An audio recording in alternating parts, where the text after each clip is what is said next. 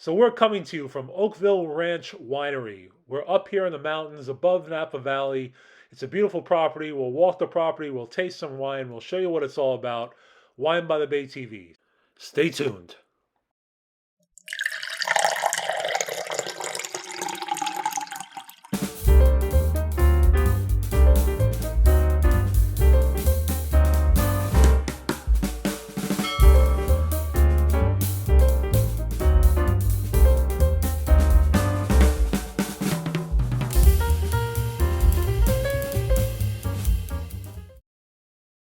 Hello, everyone. Welcome back to another episode of Wine by the Bay TV. I'm your host, George Bachara.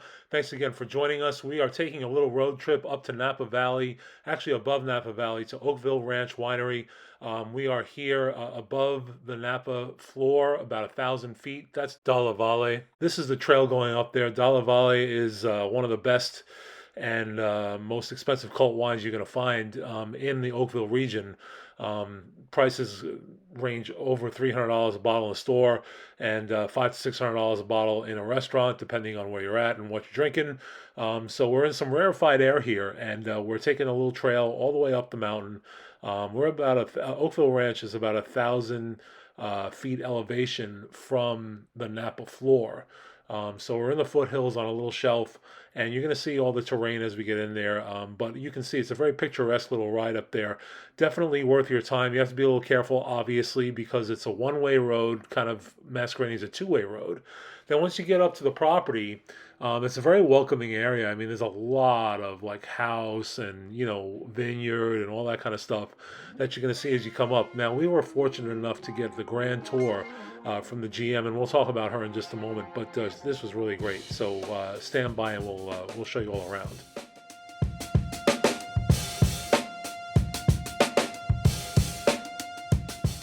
So as you can see, if you had any doubt that this is a premium property on the top of the hill, all doubt should be totally erased, because I mean, look at this place. You're way above the mountains, you got vineyards below you, there's a pool, there's a house, there's all kinds of stuff. I mean, this is an awesome property, and they take really great care of it. They're very painstaking in how they maintain the property and how welcoming it is. We were going to taste 5 wines today, but before we did that, we got a very comprehensive tour of the grounds, including all the vineyards, from Sheila. She's the general manager. She was first met by Alex and Natalie up in Morton. She was one of their regulars, and then of course I got to know her as well, having worked there for several years. She's a great person. She knows a whole lot about wine. Her qualifications are like way beyond anything I can explain to you, but she's worked at Harlan, at Schaefer, and about 2 or 3 other like cult wineries.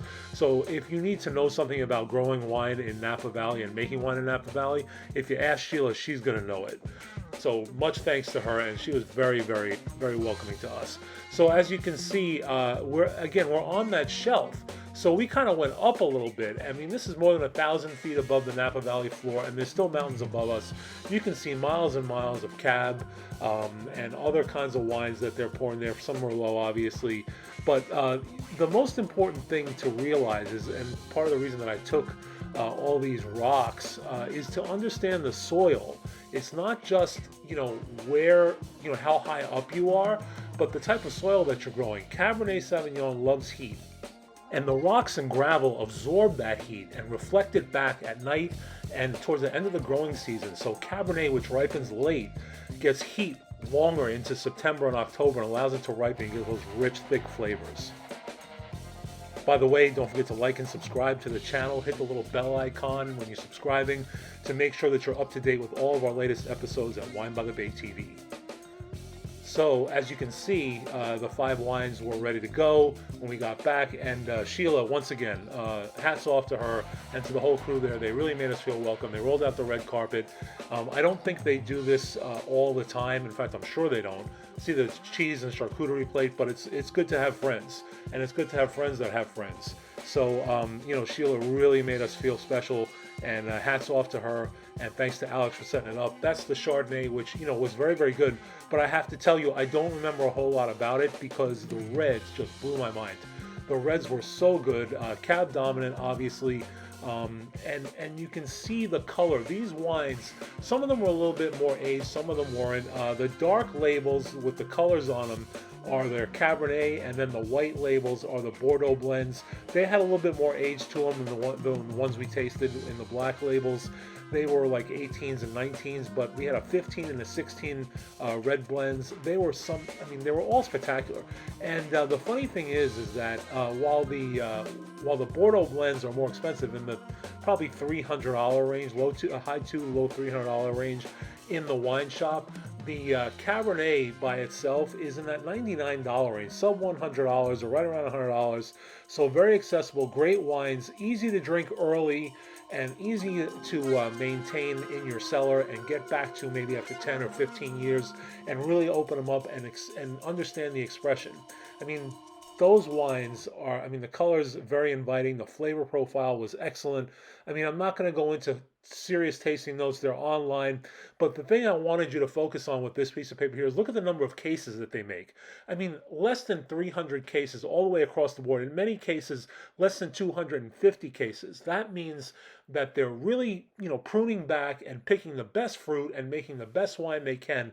And they're not worried about how many cases they make. They're not doing like high production to make all kinds of serious money.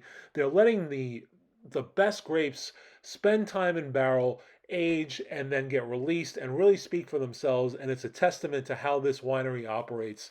You really can't complain when you open up a bottle, even though you may have paid a little more than you might have for a cheaper wine. You're going to get that quality, and you're going to know maybe 5 or 10 years from now what it's really all about.